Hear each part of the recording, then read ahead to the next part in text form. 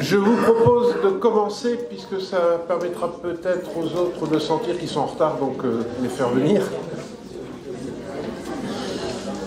Donc nous avons notre dernière ligne droite de ce séminaire qui va se dérouler en deux parties. Donc une première partie d'une quarantaine de minutes, ce qui nous laisse 10 minutes pour 4 ateliers. On refait une petite pause café discussion et une deuxième session également de 4 ateliers, 10 minutes chacun. Donc si vous voulez, on va prendre les ateliers par ordre tels qu'ils étaient dans les fiches. Donc le numéro 1, c'est recherche ouverte sur la formation. Donc le rapporteur... Recherche ouverte sur la société. Non mais ça fait longtemps que je sais que je vais bien dormir ce soir, je vais en avoir besoin. Donc recherche ouverte sur la société, c'est Thierry qui rapporte.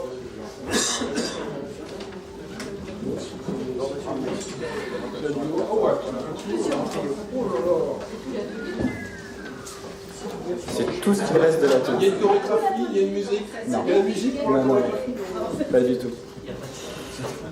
Alors, avant d'entrer dans le vif du sujet et de vous présenter le bilan des discussions et des réflexions de notre atelier, je vais vous faire un rappel du contexte. Donc, premièrement, rappeler le titre de l'atelier. Donc, il s'agissait bien de la recherche ouverte sur la société, qui est un fil rouge, qui est un atelier qui se profilera sur plusieurs occurrences de nos séminaires. Et à ce titre, chacune des occurrences avait reçu un sous-chapitre pour pouvoir orienter les discussions, non pas seulement sur la recherche ouverte sur la société, mais aller un petit peu plus loin dans les réflexions. Donc ce premier volet concernait l'open data, l'open source, l'open access, donc l'open science de manière générale. Nous étions un groupe de 9 personnes, avec pour établissement représenté l'UPEM et l'IFSTAR. Nous avons pu remarquer que nous étions assez forts de profils différents autour de la table, mais avons quand même pu faire face à quelques difficultés à faire un état des lieux complet, vu que nous n'étions pas représentés par tous les établissements du consortium. Donc il nous manquait la représentation d'autres entités.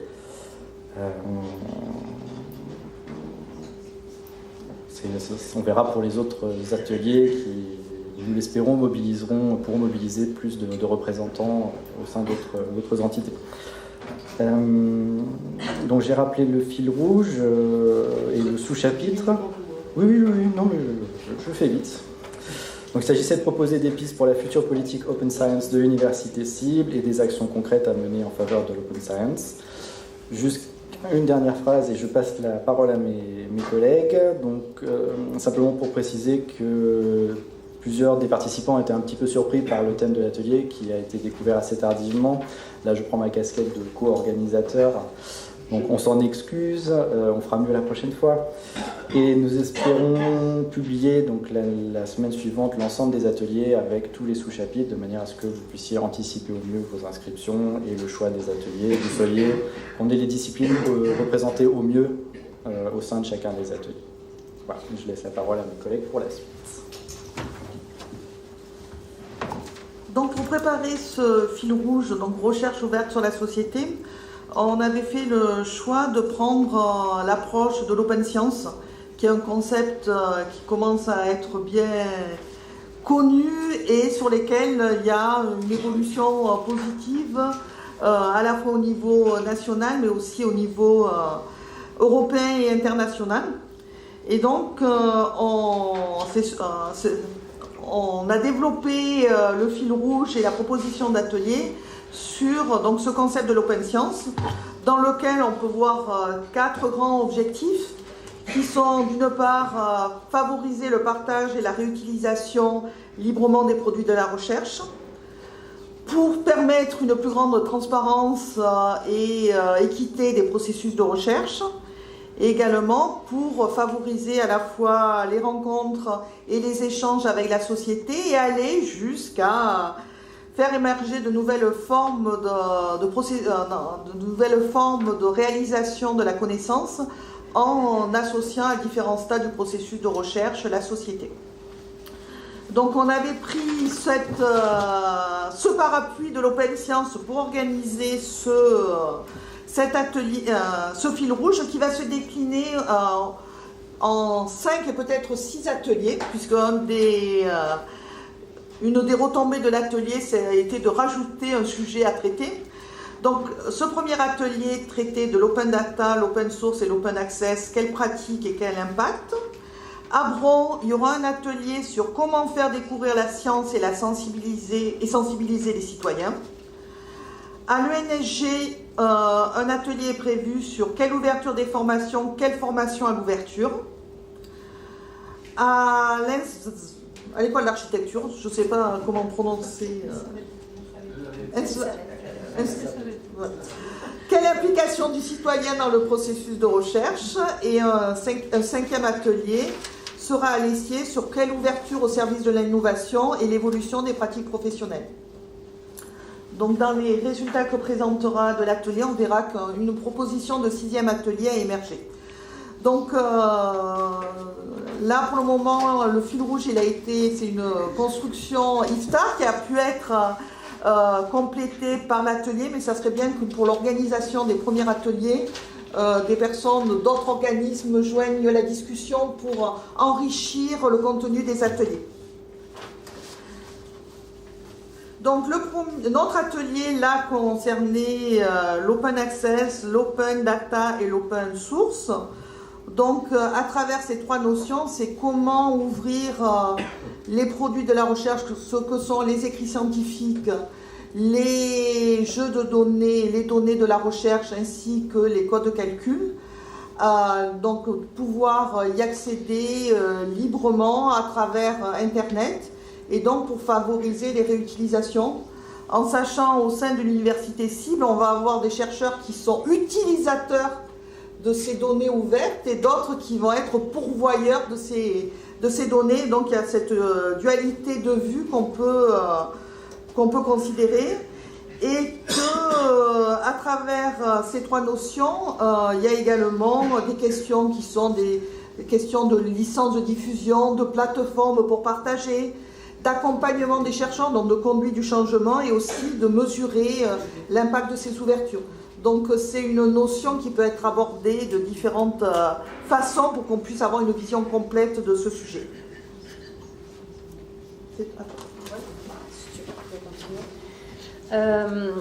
Donc voilà, on a un petit peu phosphoré, mais du coup, après avoir bien défini ces 3 aspects, Open Access, Open Research Data et Open Source Scientific Software, qui ne sont pas évidents, même si tout le monde les connaît, je pense, ici, on a pu définir une série d'enjeux, en fait, pour l'université cible et en déduire quelques actions ou quelques pistes d'actions phares.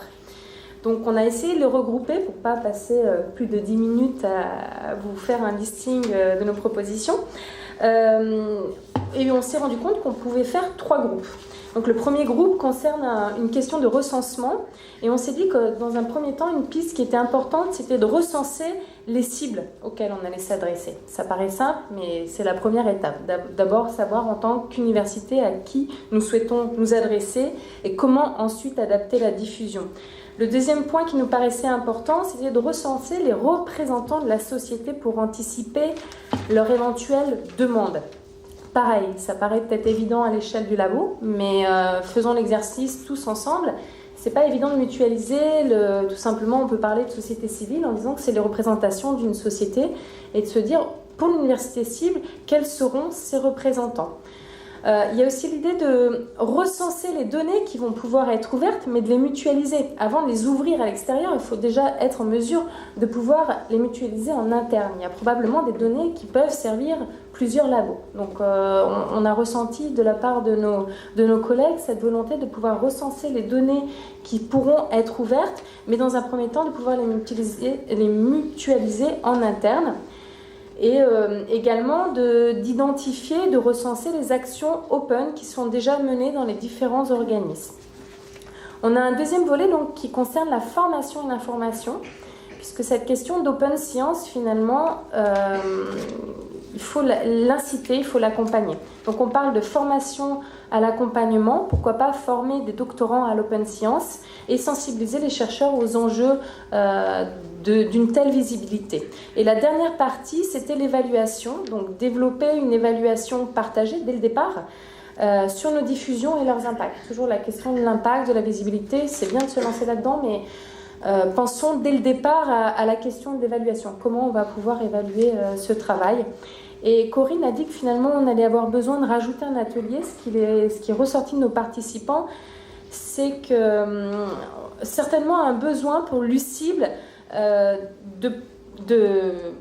non, pardon, je ne sais pas si tu as parlé de l'autre atelier. Voilà, la demande supplémentaire, serait vraiment identifier un atelier, comment traduire les questions de recherche en questions de société.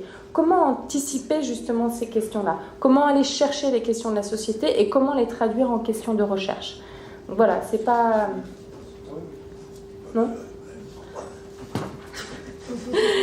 Et voilà. Et bon, là, on a une autre question qu'on a soulevée. Je pense que ça peut être aussi 10 secondes, parfait. Remis dans chacun des ateliers, c'est quel est l'enjeu? Enfin, est-ce que la stratégie de l'UCIBL devra fortement prendre en compte ces dimensions d'open science et société? On n'a pas répondu à cette question tout de suite, mais c'est voilà, tout au long des ateliers, ça serait bien. C'est un peu stressant. Voilà. De quelle manière, en fait, la stratégie de l'UCIBL devra prendre en compte cette question qui est finalement aussi une question bien à la mode de l'open science? Merci.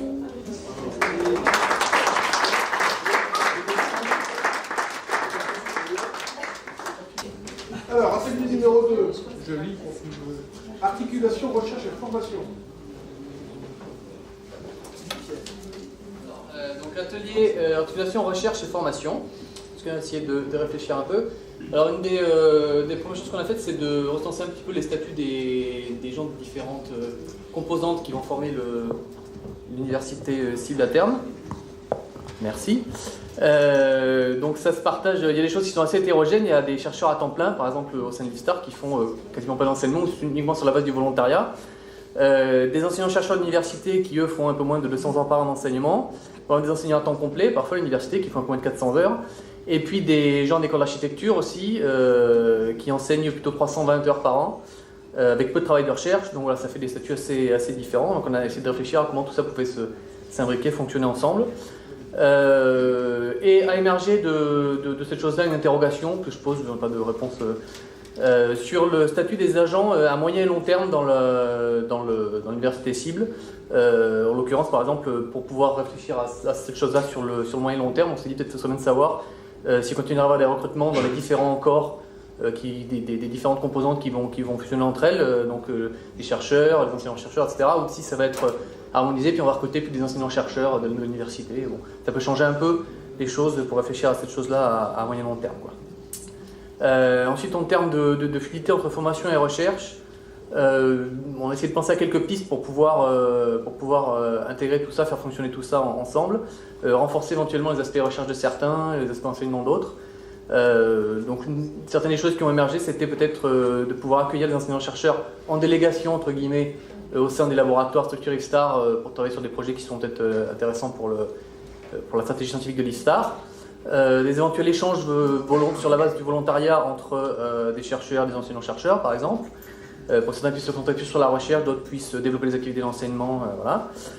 Des partages collectifs de charges aussi au sein des laboratoires pour pouvoir aider sur les aspects enseignement administratif. Et puis on s'est rendu compte aussi qu'il y avait des composantes qui avaient un très fort besoin qu'on les aide, qu'on les appuie pour ce qui était de la formation par la recherche, initiation à la recherche, encadrement et co-encadrement de doctorants, par exemple. C'était le cas pour l'école d'architecture de la ville et des territoires. Ça peut être aussi peut-être le cas pour certaines écoles d'ingénieurs, mais on n'avait pas de représentants dans l'atelier. Voilà, donc par exemple ici à l'EAVT, ils ont une seule personne qui possède une HDR. Ils ont vraiment besoin qu'on vienne les aider pour développer ça, la formation par la recherche. Tout ça pourrait être un point fort on pourrait travailler en commun, mettre en commun, en synergie un peu les différents organismes. Ensuite, il a émergé un fort besoin d'informer un petit peu tout le monde sur la structure, la création des parcours d'enseignement.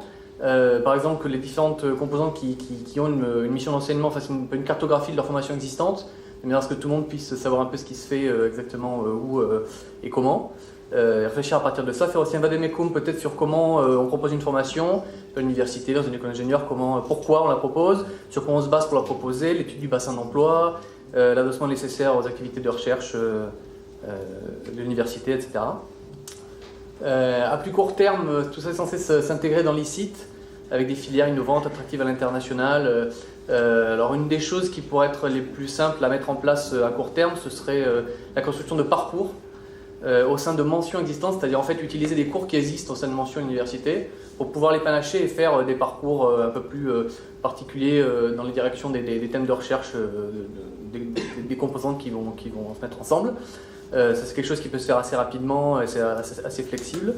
Et puis ensuite, comment on va proposer des idées pour faire peut-être de nouveaux parcours, peut-être de nouvelles mentions, comment on fait interagir les gens, discuter les gens entre eux pour comprendre ça. L'idée aussi de s'inspirer un peu de ce qui existe, ce qui a fonctionné peut-être bien ou moins bien, comme les projets tremplin, impulsion, des choses comme ça. Une des questions aussi qui est à un moment donné, c'était comment intégrer les laboratoires et les sites qui sont hors Paris-Est, par exemple ici, dans l'enseignement, en fait, dans la structure d'enseignement. Ce qui est un peu plus compliqué parce que la distance fait que forcément, même si c'est pas insurmontable, c'est quand même un peu plus compliqué à... Et alors là, deux possibilités qui nous sont venues à l'esprit, c'était de demander aux labos de ces instituts, par exemple, de s'adosser à un master existant, de manière à pouvoir après avoir une structure un peu définie et s'engager à contribuer, ça peut être à différents niveaux, à la structure d'un master, par exemple de Paris-Est ou quelque chose comme ça. Et puis éventuellement, en ayant la puissance administrative entre guillemets du fait d'être labellisé université, à terme, pour des laboratoires, donc, je sais pas, de l'ISTA par exemple, locaux, à Lille ou à Salon-de-Provence, etc., de construire de faire des masters, de construire des masters, de participer à des masters en co-accréditation avec les universités locales, de manière à ne pas perdre l'interaction avec les universités locales, et que ce soit plus pratique pour les chercheurs d'institut de s'investir dans ces masters. Voilà, c'est peut-être une nouvelle possibilité qui sera donnée à certains instituts comme l'IFSTAR dans le futur. Ensuite, au niveau de l'articulation entre formation-recherche et les structures de recherche et de formation de la nouvelle université, il y a pas mal de questions qui ont émergé. Donc, est-ce que les pôles de la future UCIBL se rapprocheront des LABEX en termes de structure? Quels sont leurs liens avec les écoles doctorales? Ce n'est pas des choses sur lesquelles on a des réponses, mais c'est des questions qu'on s'est posées. Si les pôles ressemblent au LABEX, l'articulation entre formation et recherche et les discussions autour de ça, ce sera peut-être un bon sujet de discussion transverse entre différents laboratoires, différentes thématiques, par exemple. Et puis ensuite, comment animer l'interdisciplinarité au sein de l'université, des possibilités qui sont relativement faciles, comme des écoles d'été, des workshops où on pourrait, qui seraient colorés avec deux ou trois thèmes d'instituts différents, de labos différents, de manière à ce qu'on puisse échanger, communiquer sur la thématique de recherche, et puis aussi impliquer les étudiants, les docteurs, etc.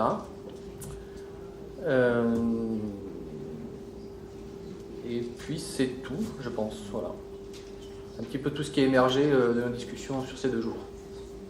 Donc, s'il y a des questions...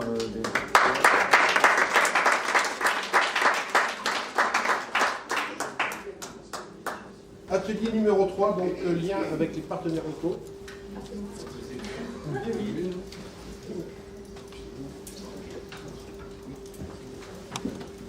ne fait pas l'innocent, mais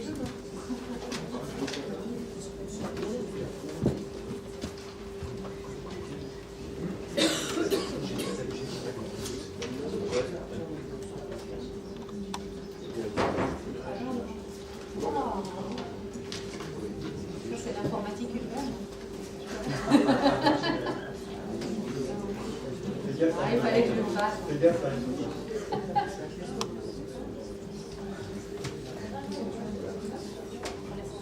Vous m'entendez? Oui. Donc nous, on a participé, on était un certain nombre à participer à l'atelier lien avec les partenaires locaux. Alors la consigne, c'était de faire connaissance. Alors on a vraiment fait connaissance. Donc on a pris du temps à échanger entre nous. Je vous rassure, on n'a parlé ni des vacances ni des enfants. Donc on a vraiment essayé Alors le premier atelier, c'était vraiment le tour de table. Donc on a mis 2 heures à faire un tour de table autour du lien avec les partenaires locaux, tellement cette dimension, elle est quand même assez polymorphe, hein. On peut la voir sous différents angles. Le deuxième atelier, Gérard a invité des partenaires, donc c'était aussi intéressant de voir leur présentation, le lien qui s'est fait entre des problématiques locales et la réponse ou l'implication de l'IFSTAR notamment pour participer à cette dynamique.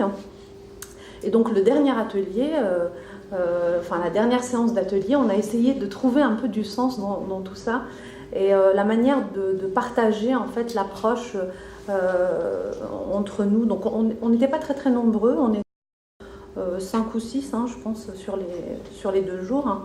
Donc l'objectif, en fait, on est parti du fait que cette question de partenaires, alors locaux, on a essayé de définir au début ce que c'était qu'un partenaire local et on s'est rendu compte que finalement local, ça n'avait pas vraiment de sens. Finalement, c'est qu'est-ce qu'on entend par un partenaire, pourquoi il vient nous chercher, quelle réponse on peut, comment on peut travailler ensemble, etc. Et donc on s'est dit que ce qu'on avait en tout cas en partage dans le cadre de l'UCIBL, c'est de se dire que cette dimension-là est vraiment une composante importante de la réussite, je pense, de l'UCIBL, tellement c'est une thématique quand même transversale et qui peut, je pense, se répandre sur l'ensemble des ateliers qu'on a vus aujourd'hui. Donc c'est vraiment une richesse collective sur laquelle il faut qu'on capitalise ensemble.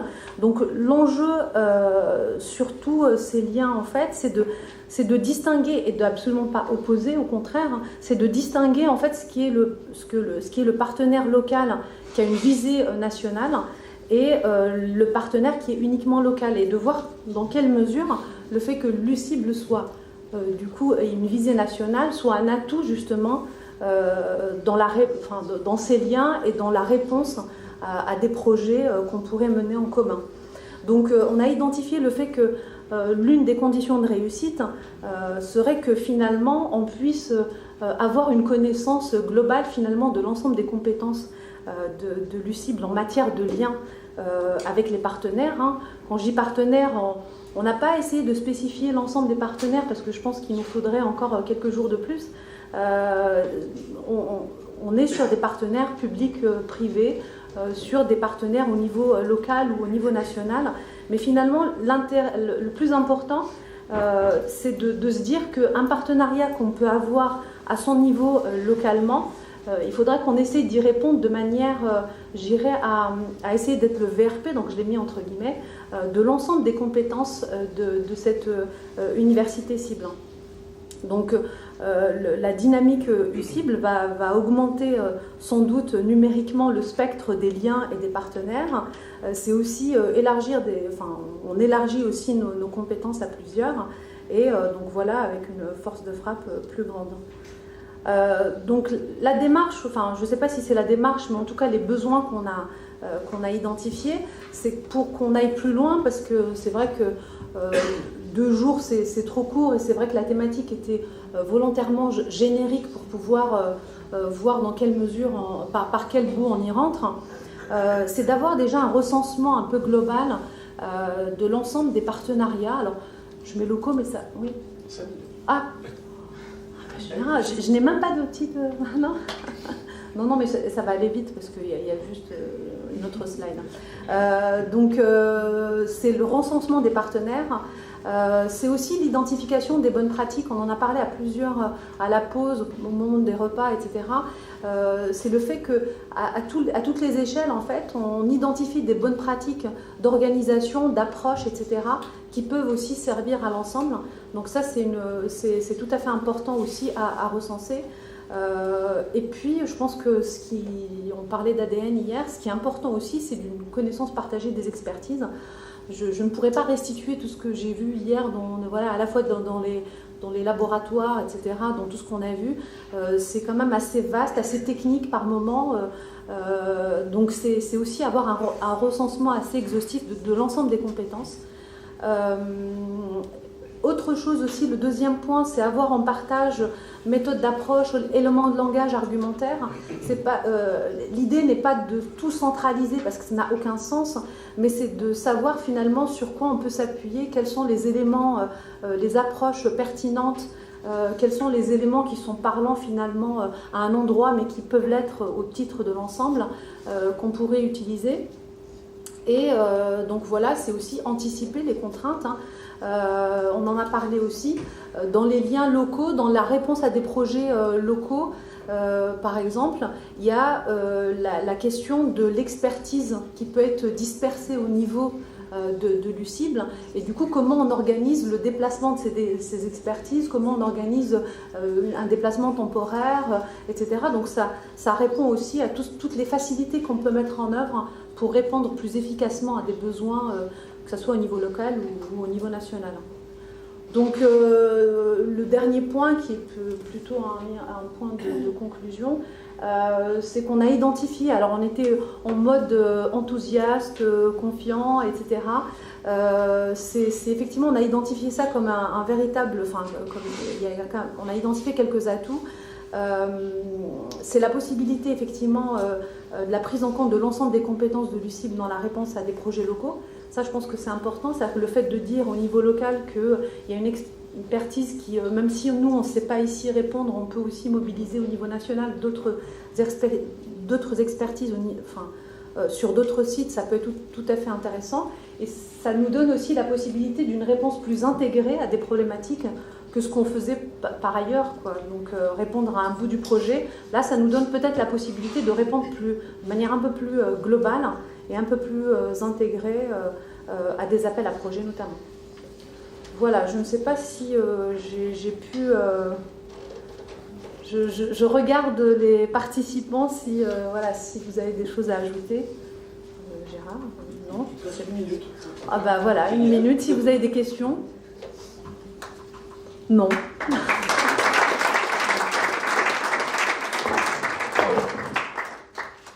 Mon ordi.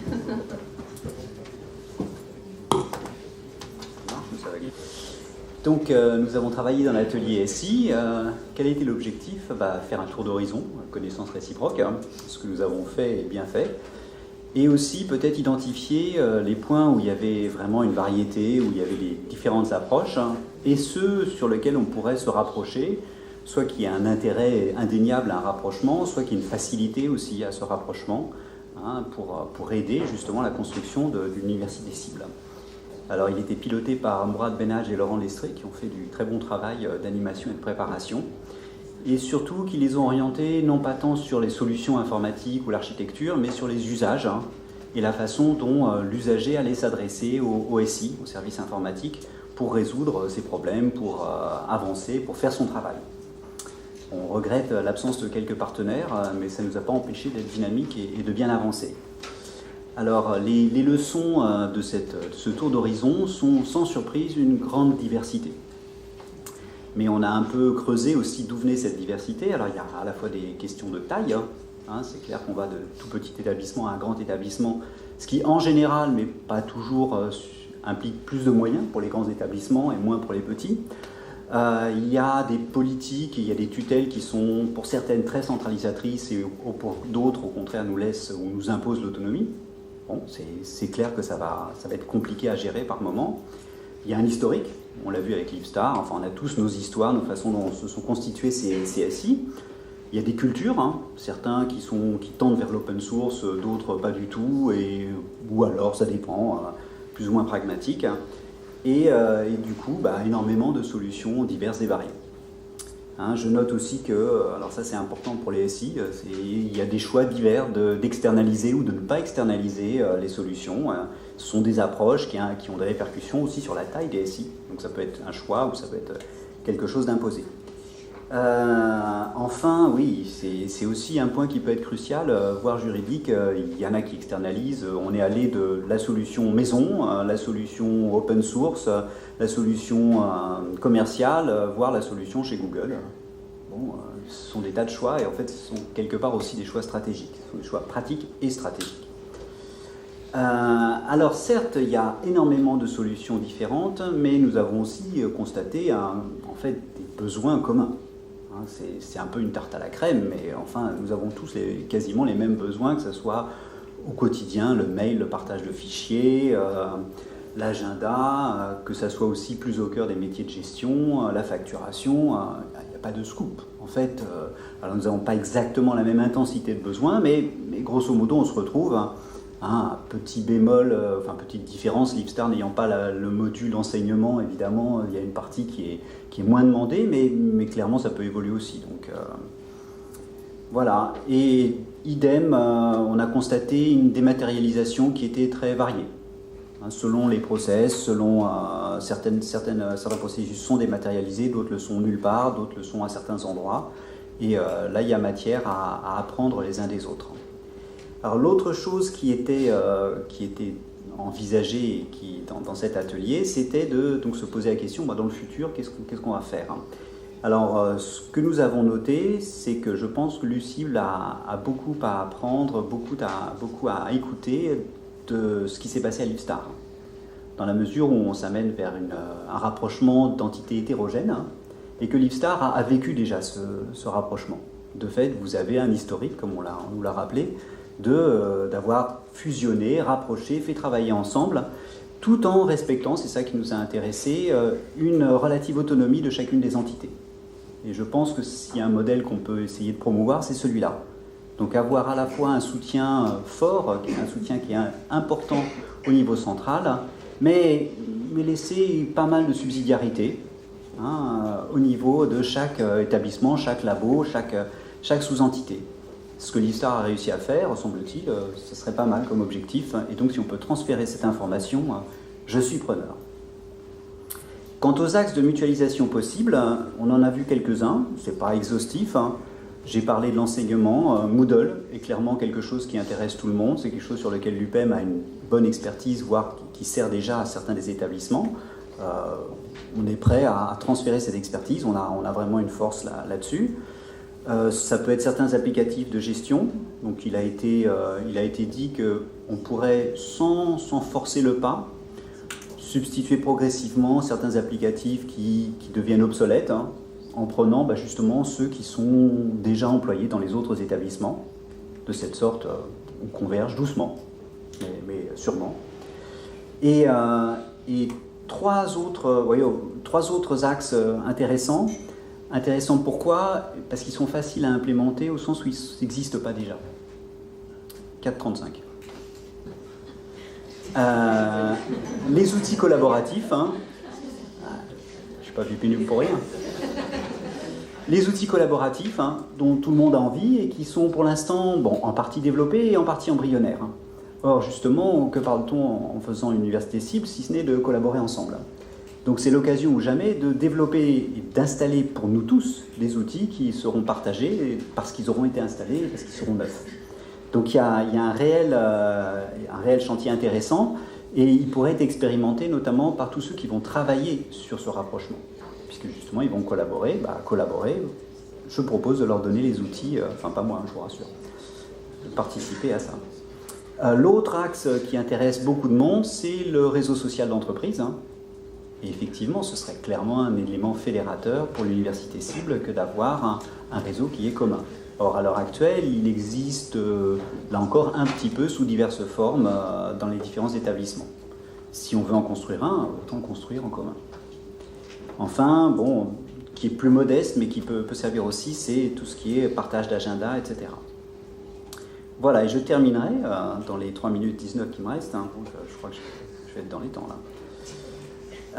Sur peut-être des contraintes qui vont nous être imposées, parce que ce ne sera pas que des choses sympas à faire, à savoir, il y aura peut-être des contraintes administratives, budgétaires, qui viendront des contraintes juridiques, peut-être un budget unifié, peut-être des choses comme ça. Et donc, l'idée qu'on développe petit à petit des outils budgétaires qu'on puisse mettre en commun, soit qui puissent être partagés, de façon à avoir une planification budgétaire, une planification, un minimum partagé. Donc il ne s'agit pas de faire une grande révolution demain, mais de commencer à installer quelques briques. Voilà, donc à terme, ce que je vois, donc c'est à moyen terme, parce que je ne cherche pas à mettre la charrue avant les bœufs, réussir à avoir une remontée de besoins informatiques, comparer entre nous la façon dont nous gérons les processus, peut-être faire un benchmark interne, se dire « Ah, bah, finalement, vous faites comme ça, c'est pas mal, on pourrait peut-être nous l'implémenter le jour où on le change. » Donc pas de pression de temps, mais recenser de façon à avoir un horizon de travail, de façon à savoir où on veut être dans 5 ans, dans 10 ans. Donc surtout pas l'année prochaine, mais à terme, savoir dans quelle direction on veut aller. Et je terminerai avec des questions à débattre, que je vous invite à faire vôtres. Quelle identité mail, par exemple, souhaitons-nous donner à cette nouvelle UCIBL? Est-ce que vous êtes désireux, prêt, ou au contraire opposé à abandonner la désinence IFSTAR, UPEM, EIVP? Est-ce que c'est un bien? Est-ce qu'il faut les garder les deux? C'est une vraie question. Il y a des avantages à les deux. Il y a même une solution médiane. Voilà. Je termine même en avance. Je suis prêt à entendre vos questions et si mes collègues veulent compléter.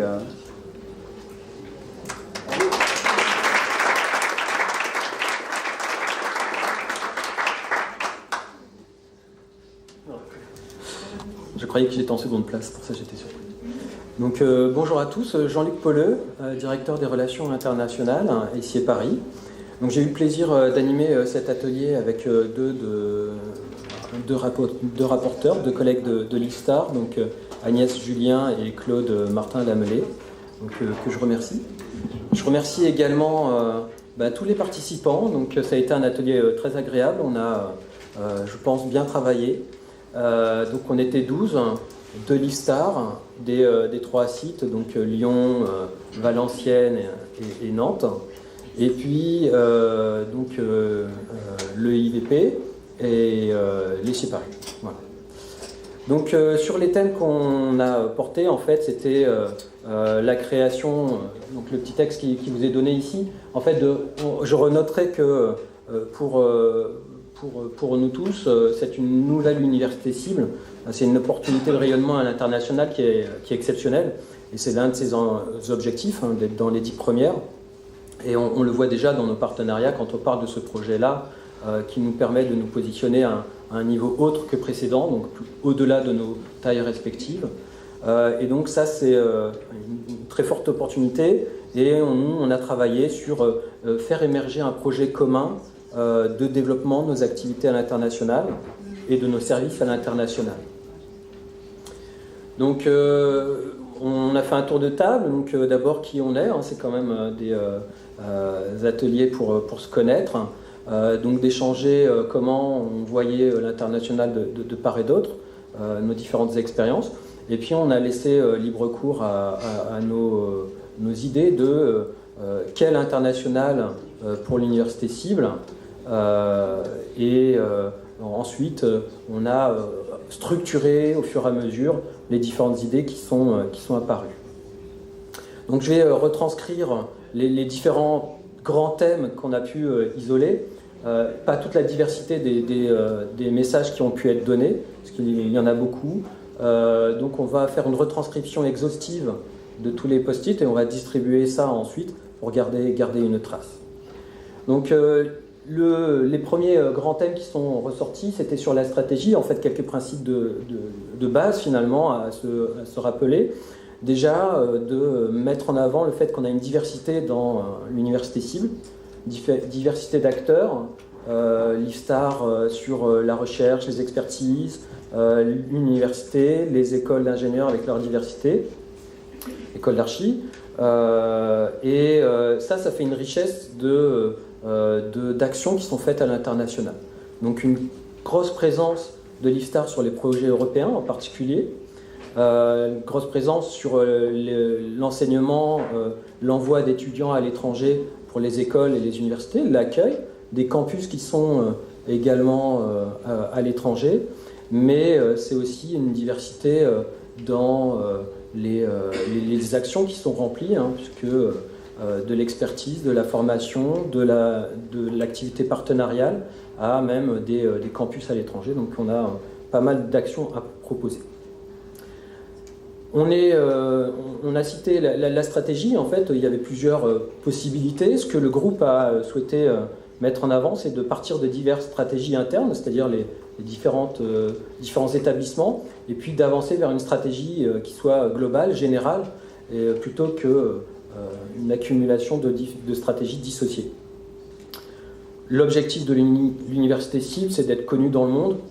La question peut se poser, est-ce que c'est connu dans le monde sur un thème unique ou sur plusieurs thèmes bien identifiés? Donc ça peut se poser sur les stratégies, en particulier, on reverra après, de réseaux thématiques, sur quel réseau être présent et être affiché fortement ou moins fortement. Et on doit être vu comme un moteur à l'échelle européenne, donc ça c'est assez important, et échelle européenne et internationale bien sûr, mais d'avoir ce niveau de visibilité. Et donc le dernier point, c'était vis-à-vis des stratégies internes, des stratégies générales, c'est d'avoir une direction générale qui puisse faire travailler les différentes équipes, les différentes composantes de manière collective et profiter des mêmes outils en fait pour l'international. Alors quelques points d'action ensuite qu'on a pu décrire et qui restent à rendre opérationnels. L'objectif c'est de répondre à la question quel international, et non pas de dire comment, faire le quoi et plutôt que le comment, il restera l'implémentation évidemment. Donc on a différents grands thèmes qui sont là. Alors on voit les 3 premiers thèmes qui sont sur les réseaux, à différents niveaux les réseaux en fait. Le premier niveau c'est le réseau stratégique politique, donc c'est s'appuyer sur les tutelles, sur le ministère des Affaires étrangères et les Campus France. Donc ça c'est un réseau qui est important à consolider et sur lequel s'appuyer. On peut citer aussi des petites choses, je vais les citer de temps en temps, pas tous les points, mais des points qui me paraissent originaux. C'est les actions d'expertise, par exemple, de l'IFSTAR, d'être prêt à réagir sur des événements de crise, par exemple, quand il y a des sollicitations politiques sur tel sujet. Mais ça peut bénéficier et être un point différenciateur de l'université cible. L'autre type de réseau, c'est les réseaux stratégiques scientifiques. C'est très vrai pour les programmes européens, parce que c'est très structuré en Europe. Il faut être présent finalement dans les expertises européennes, d'avoir des experts qui soient positionnés, d'avoir une forme d'influence possible sur la construction des appels à projets. Donc ça, c'est les réseaux stratégiques scientifiques qui peuvent se développer. Il y a derrière les réseaux thématiques applicatifs et sociétaux. Plutôt, par exemple, créer un réseau ou contribuer à un réseau sur les villes intelligentes, sur les transports intelligents, lesquels sont prioritaires et comment inciter derrière. C'est pas simplement le thème général, mais c'est le mode opérationnel pour se donner les moyens d'être présent sur ces réseaux, donc d'avoir des personnels qui peuvent être détachés pour travailler sur cette place. Donc un exemple, c'est la présence à Clora, à Bruxelles, d'une permanente IFSTAR. Donc de manière générale, ça peut être étendu à différents réseaux thématiques applicatifs. On passe d'accès finalement à ces stratégies de réseau, on va continuer. La communication, c'est un élément indispensable, communiquer vers nos partenaires extérieurs, mais c'est aussi communiquer en interne qui a été ressorti. C'est le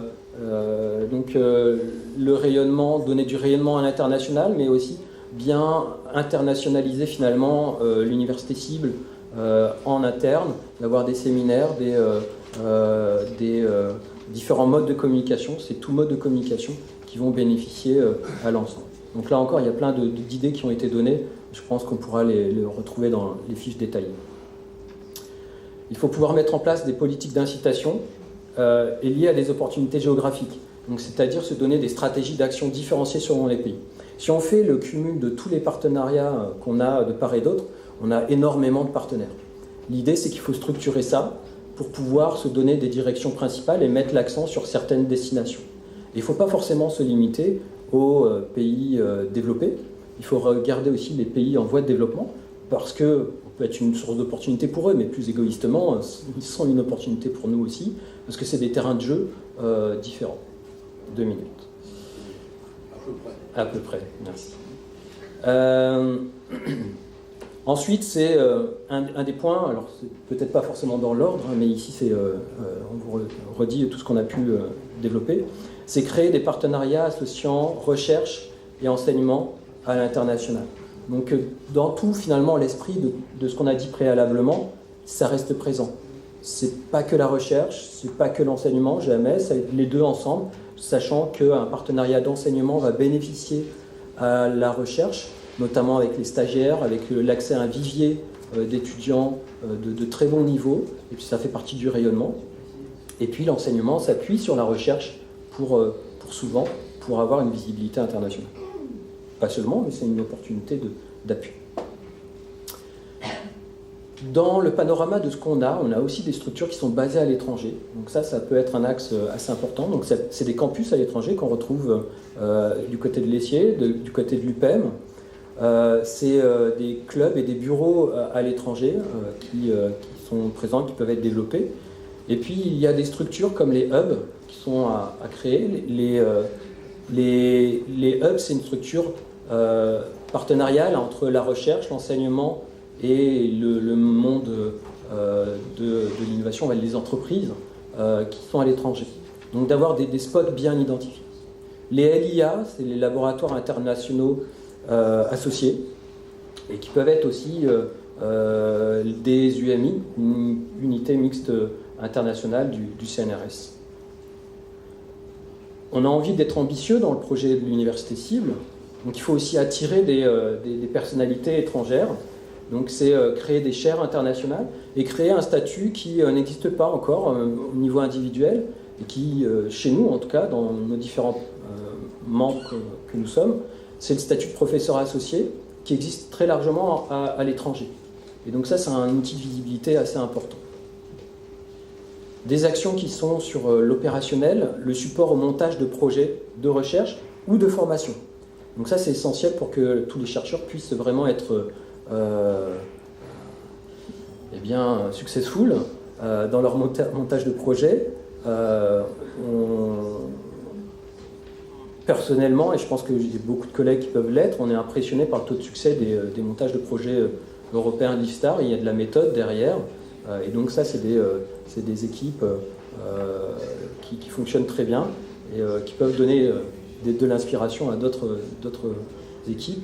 Alors moi, je suis ici à Paris, l'UPEM fait aussi des choses très bien, mais le taux de succès à 20-25% au projet européen est quand même très flatteur pour l'IFSTAR.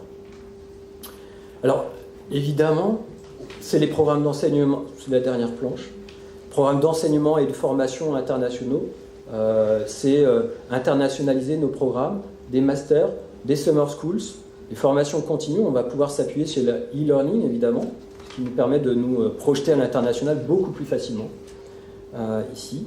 Et un point, c'est le réseau alumni à l'international, le réseau des anciens, qui sont expatriés ou qui sont internationaux, et de créer une force vraiment sur laquelle on puisse s'appuyer. Donc il y a pas mal d'établissements français qui ont cette force, l'école des ponts et chaussées, l'école polytechnique et autres, et c'est peut-être une culture à ancrer davantage qui peut nous apporter beaucoup. Voilà, et je vous remercie.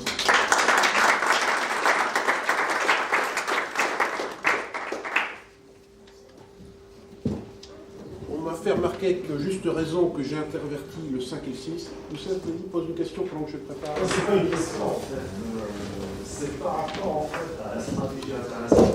Il y a deux pays qui méritent vraiment l'attention, je dirais, de l'université cible.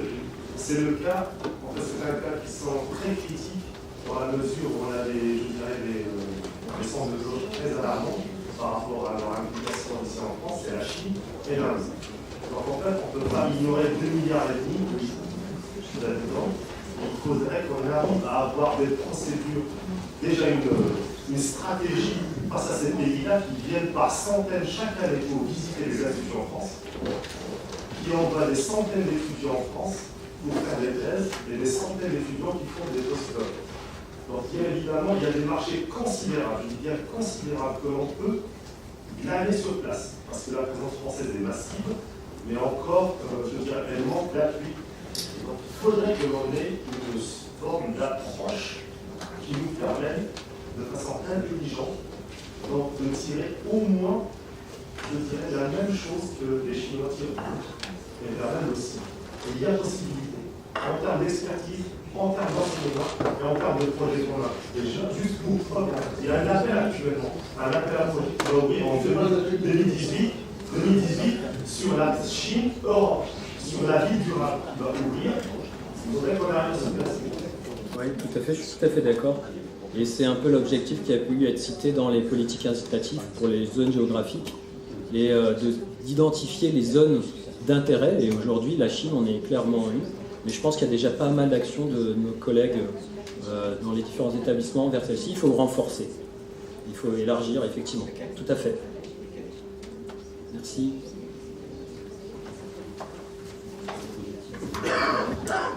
Oui, bonjour. Donc, je vais vous faire rapporter sur l'atelier publication visibilité internationale, qui est un atelier qui a été animé par Antoine Frémont, de la direction scientifique de l'IFSTAR. Et moi-même, je suis Sylvie Legré, je suis responsable du service documentation et information scientifique et technique à l'IFSTAR. Donc, comment a-t-on procédé? Donc, c'était un atelier avec 10 participants, 8 IFSTAR et 2 extérieurs. Donc, au niveau IFSTAR, c'était direction scientifique, direction documentation, information scientifique et technique, administratif et chercheur. Et puis, on avait un enseignant-chercheur de Lézier et puis un agent d'un laboratoire de recherche UPEM. Donc, on a été très, très ouvert en fait, parce qu'au cours de l'atelier, les gens se sont exprimés très librement. Qu'attendez-vous de l'atelier? De quoi voulez-vous parler? Donc, de quoi voulez-vous parler? C'est la personne donc, de l'UPEM qui est responsable éditorial au sein d'un laboratoire de recherche à l'UPEM qui a pris la parole la première. Et donc, forcément, bon, on a parlé publication égale édition. C'était son ressenti.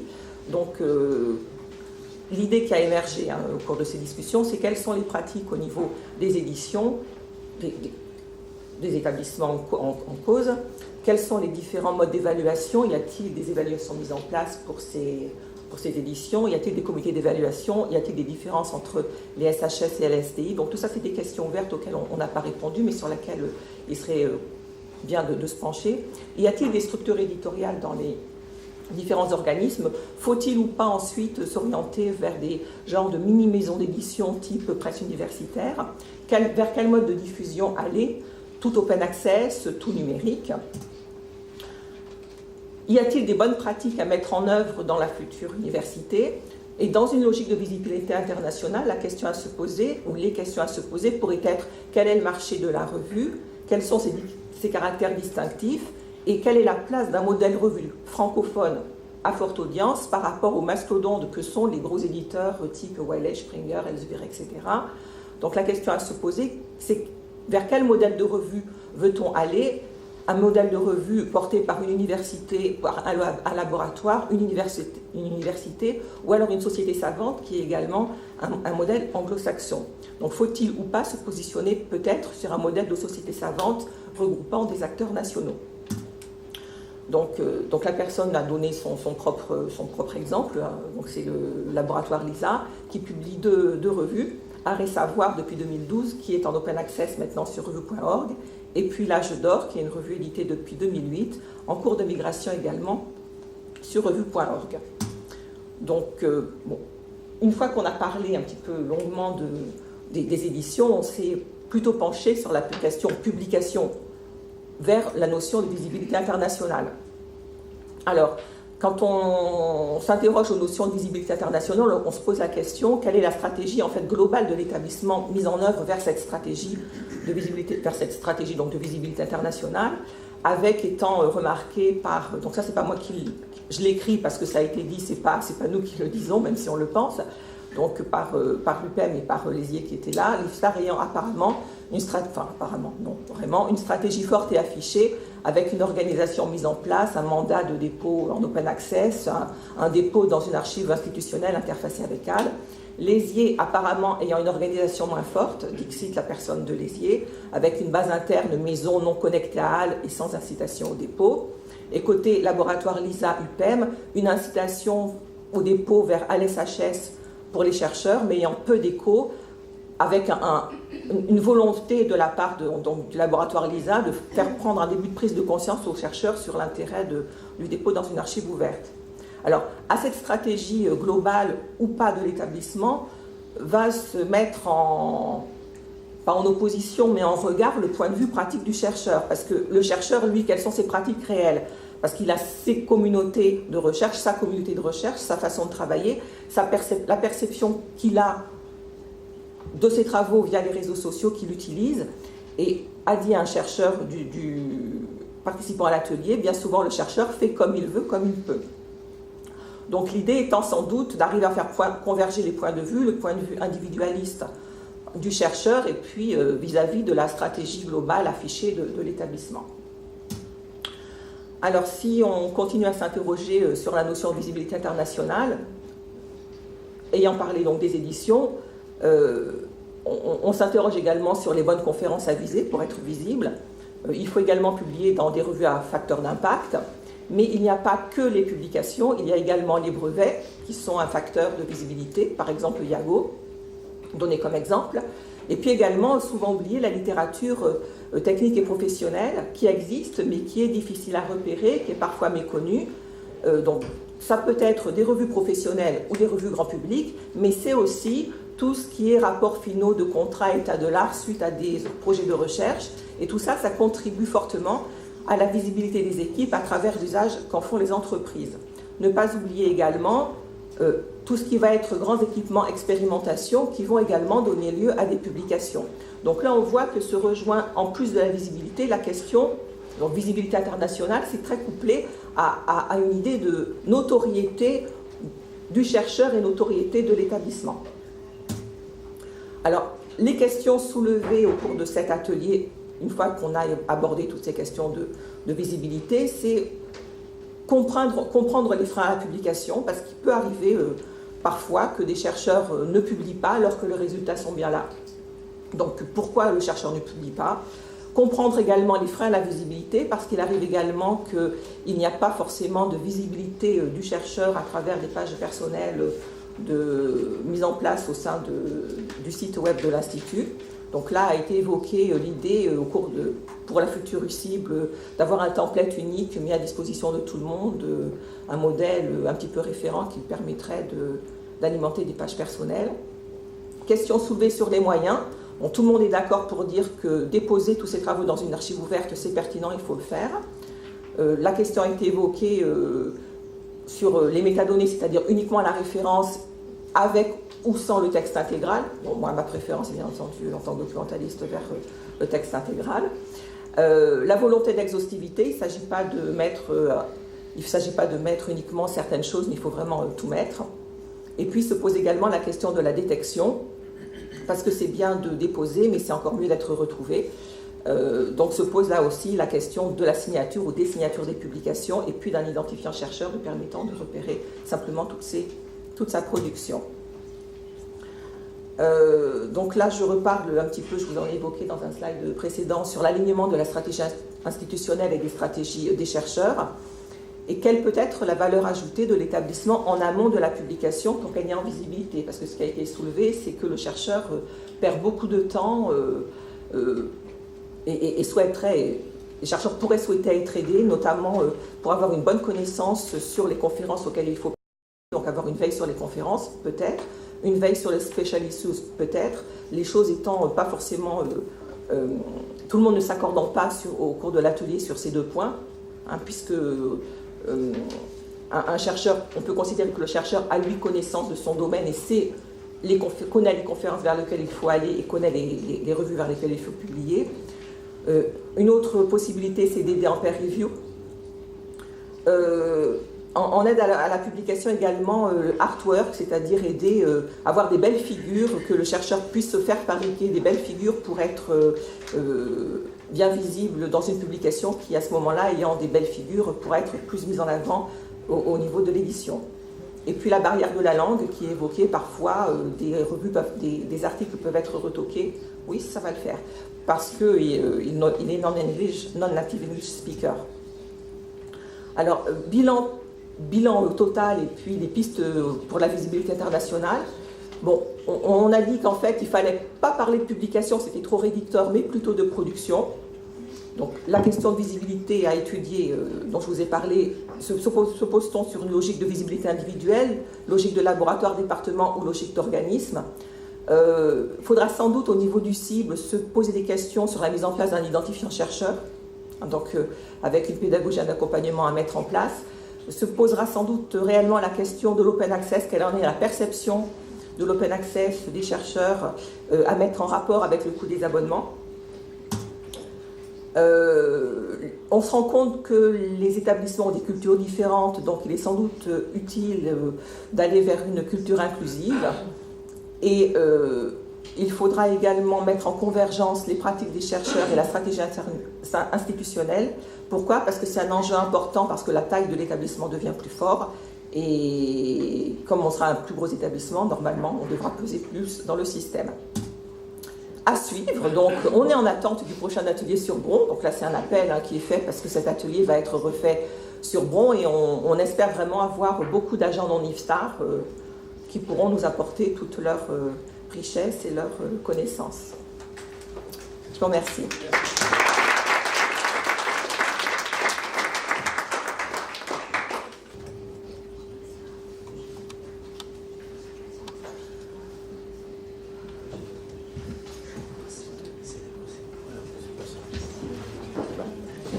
Bonjour, Eric Gaume de l'IFSTAR.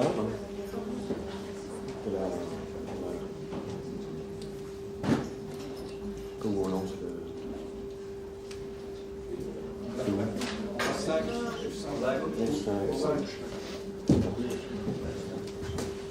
Très bien.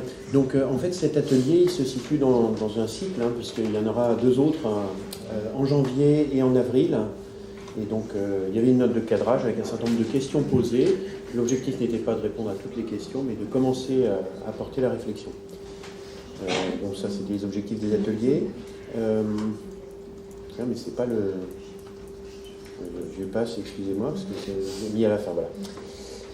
Donc les participants, c'était très IFSTAR, comme beaucoup d'autres ateliers. Il y avait quand même Frédéric Moret de l'UPEM qui servait de caution qui a représenté l'UPEM, mais il faut savoir aussi qu'il y a eu des préparations à l'atelier, donc des échanges et des contributions écrites alors je me souviens plus des prénoms, d'un chercheur de l'UPEM, Lorty, et de Frank Young de l'EIVP, donc ce qui donnait quand même une vision un peu plus large que la seule vision de l'IFSTAR. Alors l'appui aux politiques publiques, c'est un sujet qui est perçu, au moins on en a un peu l'impression, comme assez atypique pour certaines composantes de la future université cible. Et donc du coup, on découvrait. Et donc la première question qu'on s'est posée, c'était une question de définition. Qu'est-ce que c'est que cet objet que l'appui aux politiques publiques? Donc là, ce que vous voyez apparaître, c'est une liste d'activités qui relèvent de l'appui aux politiques publiques, en partie ou totalement, qui ne recouvre. Alors il faut savoir qu'il y a une réflexion au sein de l'IFSTAR sur le même sujet, donc on n'arrive pas exactement ou complètement, même si les définitions sont assez proches. Et deux réflexions qui font écho à la réflexion interne IFSTAR. L'expertise et les études, certaines d'entre elles relèvent de l'appui aux politiques publiques, d'autres pas du tout, et donc du coup, il faut être conscient qu'il n'y a pas un recouvrement global. Et puis la deuxième réflexion, que j'ai oubliée, parce que j'ai oublié de mettre le texte, c'est que l'innovation, la prospective, sont nécessaires à l'appui aux politiques publiques. Mais en fait, l'appui aux politiques publiques, c'est généralement ce qu'on nous demande, ce sont des réponses de court terme. Elle vient être enrichie par l'expertise des chercheurs qui, elle, est construite sur le long terme. Et donc, certes, l'innovation est essentielle, mais elle se passe en amont. C'est l'innovation qui fait qu'on peut arriver avec des solutions nouvelles, des regards nouveaux et une expertise renouvelée. Alors, l'appui aux politiques publiques, c'est une des trois missions que s'est fixée l'université cible. Donc ça, c'est un transparent qui avait été présenté lors de la journée d'ouverture, de lancement de l'ICIT. Donc vous le voyez, les trois missions sont recherche, formation et Cécile Delhomme avait reformulé les choses en service à la société, dont l'appui aux politiques publiques est l'une des composantes. Donc clairement, c'est un des pieds sur lequel veut se construire notre université cible. Alors on avait une série de questions, je ne vais pas les passer en revue, hein, qui sont dans la note de cadrage. Hein, donc l'appui aux politiques publiques pose un certain nombre de questions qui relèvent de la reconnaissance, de la gouvernance, de la manière dont ça va se développer au sein de l'université cible. Et je vais passer à et puis à une piste d'objectifs possibles pour l'université cible. Hein, comment est-ce qu'on va déployer cette activité au sein de l'université. Donc il y a des questions, on l'a vu sur d'autres sujets, qui relèvent de l'inventaire des compétences au sein de l'université et de la coordination et du pilotage de l'activité. Je ne vais pas dans les détails, c'est décrit dans la note. Alors, ce sur quoi on a réfléchi, c'est la première question qu'on s'est posée, c'est finalement l'appui aux politiques publiques. Est-ce qu'au sein d'une université, c'est une activité, ou de l'université cible, qui est une université particulière, est-ce que c'est une activité utile, nécessaire et pertinente? Et donc il y a un certain nombre d'éléments de réponse qui ont été proposés, qui seront rediscutés dans les sessions suivantes, parce que comme c'est quelque chose de nouveau, c'est un objet différent, je pense qu'il est important qu'on se l'approprie et qu'on comprenne bien quels en sont les enjeux et les retombées positives possibles. Donc c'est une activité qui est revendiquée par un certain nombre de composantes de l'IFSTAR aujourd'hui, c'est le cas de l'UCIBL. C'est le cas de l'IFSTAR, ça tombe sous le sens, mais ça a été un peu une surprise. C'est aussi le cas de l'EIVP, hein, qui est fortement sollicité par la ville de Paris, et puis de peut-être d'autres organismes qui n'étaient pas représentés comme le NSG, mais aussi certaines UMR hein, qui nous ont fait part de leur implication dans l'appui ou l'évaluation des politiques publiques. Voilà, donc ce sur quoi on pense qu'il est important d'insister, c'est que les actions d'appui aux politiques publiques, elles participent au rayonnement. Elles participent au rayonnement des organismes aujourd'hui, elles participeront au rayonnement d'une université, surtout une université qui souhaite se positionner comme leader national et visible internationalement sur une thématique qui est les questions urbaines. Qu'à l'étranger, c'est une activité qui est présente dans les universités ou dans un certain nombre d'universités. Les professeurs d'université sont souvent sollicités. On n'a pas les mêmes structures qu'en France avec des écoles d'ingénieurs. Ils sont souvent les référents techniques et scientifiques de la puissance publique. C'est un contact concret avec des préoccupations de terrain et c'est donc une source de renouvellement des problématiques scientifiques. On y est confronté concrètement aux problématiques auxquelles sont confrontés les acteurs publics et donc du coup on y trouve aussi des questionnements pour la recherche. Et puis c'est une source potentiellement assez riche de sujets concrets pour les étudiants. Alors l'EIVP pratique aujourd'hui de plus en plus des travaux d'étudiants en accompagnement de la ville de Paris et d'autres acteurs de la région Île-de-France, donc sous forme de recherche d'action, de travaux d'étudiants. Et donc là, on pense aussi qu'il y a une interaction intéressante et fructueuse, potentielle, autour de l'appui aux politiques publiques pour les enseignements. Voilà, et puis on souligne aussi que l'utilité sociale, c'est un des critères d'évaluation de l'HCLS, de la recherche. Donc il y a 4 axes stratégiques qu'on a identifiés de réflexion majeure pour l'UCIBL. Donc, organiser la capitalisation en interne des actions d'appui aux politiques publiques. Il faut qu'on sache ce qui se fait. Les valoriser au même niveau que d'autres activités et ne pas hésiter à communiquer autour et en s'en servir comme des outils de communication pour l'UCIBL. Donc il y a quelques activités. Il faut aussi qu'elles soient reconnues au sein de l'UCIBL pour que notamment les personnels sous statut dont ce n'est pas le métier principal puissent les valoriser dans leur cursus. Et puis donc organiser aussi le renouvellement des experts. Et puis donc on rappelait que voilà, il y a la dernière question qui a été posée par plusieurs acteurs, c'est finalement comment est-ce qu'on organise ça? Est-ce qu'il faut prévoir une direction fonctionnelle dont ce serait la mission que de développer l'appui aux politiques publiques au sein de l'UCIBL ou le service à la société plus généralement, puisque c'est un des 3 piliers. Là, les avis sont partagés, on n'a pas vraiment tranché. D'une certaine manière, ça permettrait de bien ancrer dans l'université cible cette mission. Dans un second temps, c'est pas forcément comme ça de manière très hiérarchique que ça s'organise au sein de que l'activité des politiques publiques se développe. Qu'est-ce que je voulais dire encore? On a soulevé quelques questions. C'est du texte, hein, donc comment qualifier les experts? Je pense qu'il est aussi important de continuer à travailler sur les plus-values et les retombées positives des missions d'appui aux politiques publiques pour une université. C'est des choses qu'on ne voit pas forcément, qui peuvent être indirectes, donc en termes de rayonnement, de visibilité, d'attractivité pour les partenaires, pas simplement publics, mais les partenaires privés, et puis aussi pour les étudiants, qui peuvent voir dans cette université des choses très concrètes, avec des métiers derrière. Voilà, c'est une activité aussi qui est très chronophage, qui est souvent peu rémunératrice, et donc là aussi, on ne voit pas forcément très directement quel est l'intérêt de s'impliquer dans ces activités. Donc là, ça fait écho à la question précédente.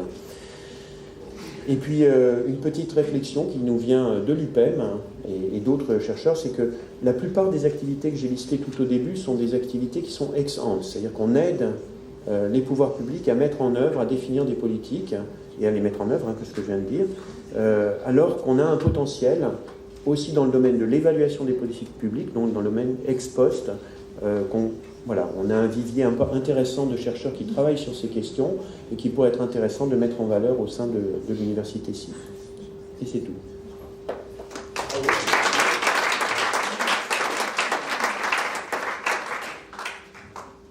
Je vais utiliser mon ordinateur pour mes... tout à l'heure. Je pensais que j'avais un temps. Oui, je suis abonné, mais il y a tellement de coquilles dedans.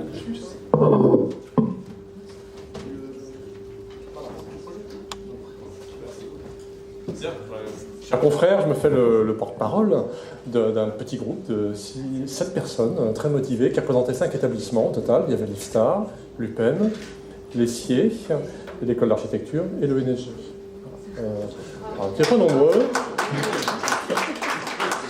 Alors du coup, j'en profite aussi pour remercier l'IFSTAR pour son accueil, parce que c'est vrai que quand on s'occupe de nous et qu'on alterne visites, ateliers, et qu'il y a des sourires partout, c'est quand même un cadre favorable pour bien travailler.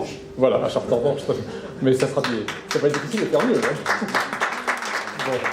En tout cas, merci pour eux. Donc la présentation se structure en 3 temps. Un petit rappel sur le contexte dans lequel la question qui nous est posée sur l'utilisation des enseignements à distance se pose. Ensuite, nous avons cette soirée sur les enjeux qui sont liés à cette problématique. Et ensuite, quand même, pour ne pas rester dans le vide, en faisant un certain nombre de propositions concrètes. Alors, concernant le contexte, donc ces éléments, Wenceslas, non, je ne projette pas, j'ai trop de coquilles dans mes notes de... Donc Wenceslas m'avait communiqué un certain nombre d'éléments que j'ai partagés avec le groupe, parmi les 20 objectifs majeurs qui sont affectés au projet ICIT. Et il y en a, je crois, 5 sur la formation, et il y en a un qui concerne la création d'un futur centre d'innovation pédagogique et numérique. Donc l'enseignement à distance, c'est à la fois de la pédagogie, c'est à la fois du numérique, donc on essaie de répondre à un sous-ensemble de cet objectif. Voilà, on fait un bout du 20e de ce qu'il faut faire. Du coup, le rappel, c'est que pour l'instant, même s'il n'y a pas encore eu énormément de communication autour de ce que sera ce centre d'innovation, il y a quand même un certain nombre d'axes forts. Il y en a 5 qui sont identifiés, qui sont sans doute encore débattus, je pense. Il y en a peut-être un 6e, peut-être qu'il y en aura 4 à la fin. En tout cas, il y a des choses du genre la mise en place d'un tiers-lieu dans lequel on peut venir faire ses vidéos, trouver des trousses à outils efficaces. C'est ce que préfigure sans doute un petit peu la centrifugeuse actuellement qui est sur le campus à Marne-la-Vallée. Alors, la centrifuge, c'est un bâtiment, parce que c'est l'ancien Institut français d'urbanisme, voilà. Donc centrifuge, ça m'intéresse. Mise en place d'un campus numérique pour les aspects soutien technique, mise en place d'un service universitaire pédagogique, je ne sais plus si c'est comme ça que tu l'avais appelé, Wenceslas, mais c'est plutôt pour le soutien méthodologique, là, du coup. Un service commun pour l'enseignement des langues vivantes, qui est déjà quand même passablement mis en œuvre dans la pratique et qui donne... il n'est pas interdit de recycler des choses qui marchent bien et puis de les enrichir avec ce projet. Et puis, quelque chose d'un petit peu nouveau, qui est le centre d'écriture. Donc, on a essayé d'imaginer ce qu'il y avait derrière. Tu m'en as pas dit beaucoup tout à l'heure. Donc, on s'est demandé si on parlait de FLE, d'alphabétisation, si ça incluait aussi des aspects graphiques, comment s'exprimer à travers aussi des graphiques. Bon, voilà. Donc, la boîte à idées est partie sans aucun problème à ce moment-là. Et ce qui me permet maintenant d'aborder les enjeux. Pourquoi est-ce qu'on pense que c'est important de faire de l'enseignement numérique à distance ? D'abord, ça nous permet d'atteindre des publics qui sont actuellement empêchés. Empêchés pour toutes les raisons qu'on peut imaginer. Empêchés par le handicap, empêchés parce qu'ils ont une activité professionnelle et qu'ils ne peuvent pas venir en cours du soir chez nous ou être là dans la journée. Et puis ils peuvent être aussi empêchés parce qu'ils sont éloignés géographiquement. Ils sont là-haut dans la montagne, on ne descend pas dans la vallée à Grenoble pour un oui, pour un non, ou on est à l'outre-mer, on fait partie de la francophonie, on est dans le monde entier. Donc il y a un moment, avec de l'enseignement numérique à distance, on peut aller chercher ces gens-là. Première chose. Ensuite, on s'est dit qu'avec tout ce dont je vais vous parler maintenant, on aimerait que soit reconnu dans les orientations stratégiques de l'université cible cette capacité à faire de l'enseignement à distance. Parce qu'on va voir à un moment ou à un autre, ça va adresser des sujets de sécurité informatique, de RH, et là, on se doute que si ce n'est pas partagé par l'ensemble des acteurs de l'université cible, ça va générer des discussions, sur les aspects numériques en particulier. Alors, les différents enjeux très concrets. Alors d'abord, nous avons actuellement des apprenants qui sont différents de ce que nous étions quand nous étions sur les bancs de l'école. Ils attendent beaucoup de choses en termes de variété de support, de dynamique. Ils ont tous des smartphones. Donc voilà, il faut quand même qu'on s'adapte un petit peu à la manière dont les étudiants ont envie d'étudier maintenant. Je ne dis pas qu'il faut relâcher la pression sur l'acquisition de connaissances, mais il faut s'adapter. On sait aussi que du coup, nos enseignants vont avoir besoin de s'adapter. Il y a déjà une typologie qui apparaît, il y a des gens qui y vont direct sans trop savoir pourquoi, il y a ceux qui y vont de façon raisonnée parce qu'ils savent qu'ils vont y trouver un intérêt, il y a ceux qui n'ont pas envie d'y aller tout de suite, et il ne faut pas chercher à imposer. Mais on sait qu'il y a déjà suffisamment de success stories qui naissent à droite et à gauche pour susciter l'envie. Voilà, c'est dit, il y a un moment, c'est d'où l'aspect stratégique, il va falloir communiquer là-dessus, au moins en interne. L'avantage de l'enseignement numérique à distance, c'est que ça permettra sans doute d'hybrider certains dispositifs avec du présentiel, avec du distanciel, et on a déjà quelques exemples. Par exemple, le VNG met en œuvre depuis une dizaine d'années une formation qui mixe les deux avec l'université de Douala. Donc ça apporte un certain nombre d'avantages, et c'est une fonctionnalité de plus. On s'est dit aussi que les différents publics cibles et domaines cibles mériterait d'être mieux identifiés, mieux formalisés. On vise des gens de quel niveau, pour leur apprendre quoi.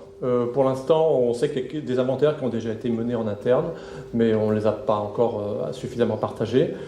D'ailleurs, je pense que c'est quelque chose qu'on essaiera de faire, certainement pour la deuxième version de cet atelier qui aura lieu au mois de février là, en région parisienne.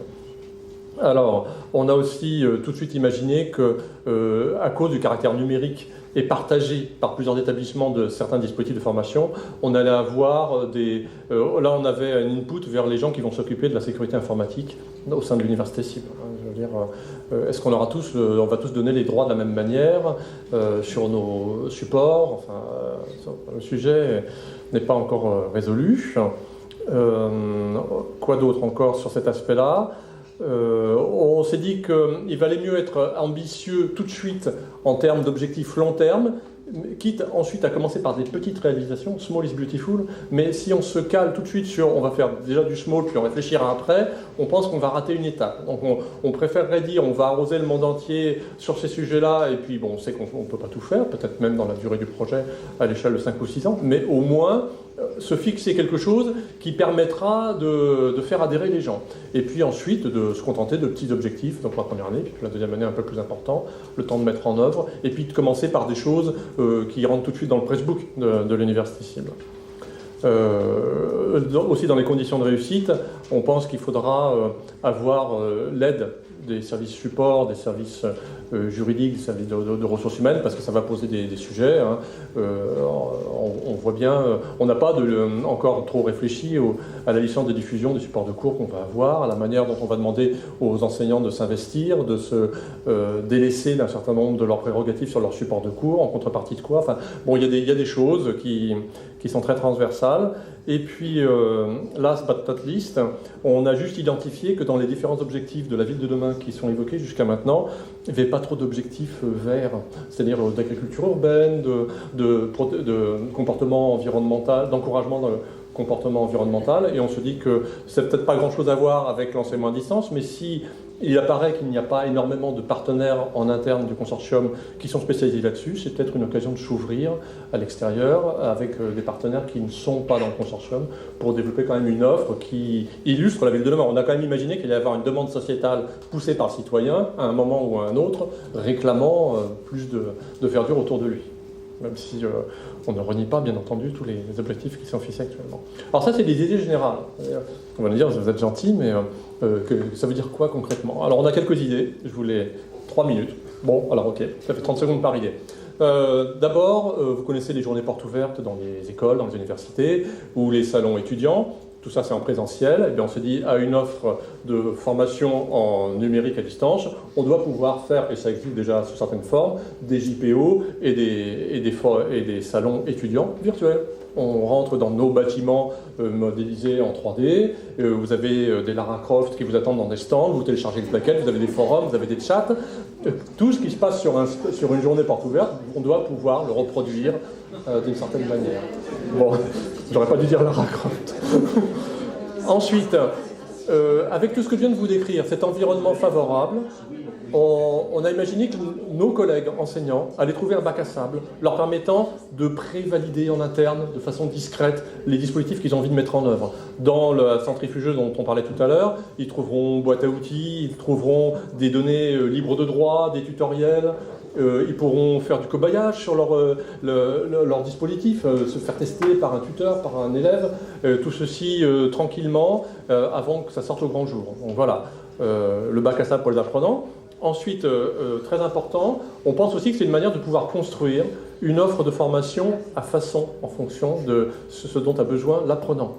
Actuellement, on lui offre un cursus qui dure 1 an, qui dure 6 mois, 3 ans pour les écoles d'ingénieurs. Enfin bon, et ce qui se passe autour de nous, c'est que des opérateurs privés et étrangers sont en train de développer des offres de formation personnalisées. Ça existe déjà presque sur LinkedIn. On sait que Facebook est sur les starting blocks. On leur dit à chaque fois quels sont nos diplômes, ils voient nos centres d'intérêt, et puis ils voient également les gens dans votre catégorie d'âge, quel est leur comportement en termes de formation. Ils vont bientôt être en mesure de proposer des offres de formation. Et le jour où ils le feront bien, on peut se poser une question de savoir à quoi on servira.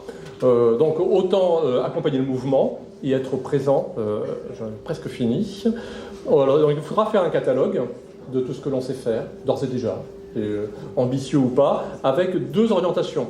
Une orientation sur la promotion de notre établissement pour y attirer des lycéens.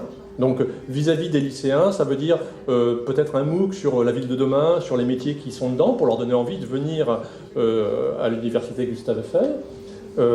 Pourquoi pas mettre des TPE en ligne, là, vous savez, ces travaux qu'ils font en première, en terminale, et puis les professeurs et les étudiants viendraient puiser là-dedans. C'est un effort à réaliser, mais ça contribue à la promotion de nos activités. Et puis au niveau professionnalisation, tous les dispositifs que je viens d'évoquer, on imagine qu'ils pourront, dans un premier temps, faire simplement l'objet d'un diplôme d'établissement, qui n'a pas une grande valeur, mais que si on se débrouille, et vu les orientations de la conférence des grandes écoles actuellement, on doit pouvoir faire labelliser un certain nombre de masters spécialisés, de badges, de CQC, enfin des choses qui, étant diplômantes, seront reconnues par les bailleurs de fonds de la formation continue, et du coup, Pôle emploi ou tel organisme de formation continue acceptera de financer des dispositifs parce qu'il y a une reconnaissance officielle du diplôme.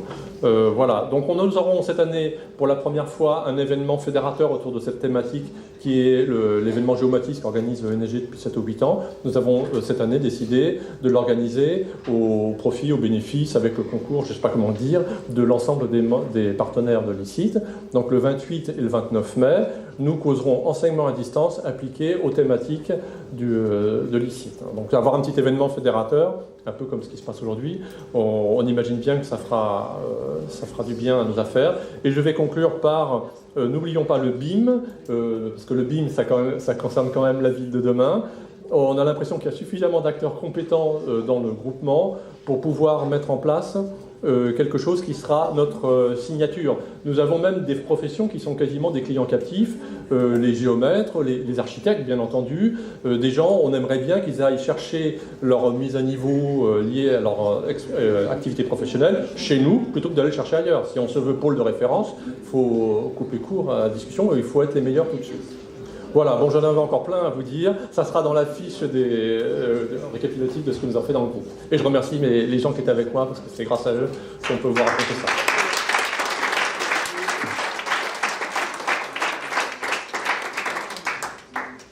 Bien, c'est merveilleux, nous allons tenir l'horaire, comme on dit dans le ferroviaire. En parlant de ferroviaire, vous êtes certainement rendu compte qu'il manquait un atelier qui était prévu au départ, qui s'appelait Train-Gare. On s'est rendu compte que, en fait, ça n'attirait pas grand monde, surtout à l'extérieur de l'IFTAR. Mais j'espère que ce que vous avez vu dans ces 2 journées donneront une petite idée que le ferroviaire, ça peut intéresser tout le monde. Et donc Marion, qui devait animer cet atelier, se propose d'organiser une session spéciale dans le cadre de ce qu'on appelle, donc, comme l'école de géographie avait un atelier particulier, il y en aura un particulier, ce sera ce qu'on appelle les InnovD qui ont lieu à l'IFTAR et auxquels on va inviter tout le monde. Donc je laisserai la parole, tu veux en dire un mot Non, c'était ça, voilà. Donc il y a... on a créé l'année dernière une marque, je sais pas, InnovD Rail. Et donc cette année, maintenant j'ai pas mal de contacts dans l'université cible. J'arroserai et j'espère que vous serez nombreux. Et la thématique, ça sera sur les innovations de rupture. Et donc vous pourrez découvrir. Voilà. Le message qu'on voudrait faire passer à nos amis donc non IFTAR, c'est qu'il y a des choses à faire dans le ferroviaire. Donc dites-le à vos collègues, invitez-les. Bon, bien sûr, l'invitation sera lancée en temps et en heure, mais prévenez-les, on vous y attend. Voilà, première chose. Et sur les aspects européens, il y a des programmes spécifiques. Et donc voilà, j'en ai parlé à quelques-uns d'entre vous là, des affaires Europe et internationales, avec des appels ouverts, justement, où c'est le moyen de faire rentrer les académiques dans un programme qui est quand même très piloté par les industriels comparé aux autres H20. Alors, quelques petits points. Je pense que j'ai récupéré quelques-unes des présentations de restitution, mais il faudrait peut-être que Thierry puisse récupérer l'ensemble. Donc, ceux qui ont fait par oral ou qui ont gardé sur l'ordinateur, merci de lui passer ces documents. Ça, c'est une chose. On me demande également de rendre les badges à la sortie, si vous y pensez, c'est une chose. Je veux encore une fois remercier tous ceux qui nous ont aidés pour la logistique. Ça, c'est important. Je veux également remercier ceux qui ont consacré beaucoup de temps. Vous avez pu voir qu'ils se sont investis dans les différentes visites. Hein, donc, merci à eux. Je pense qu'ils ont fait du beau boulot.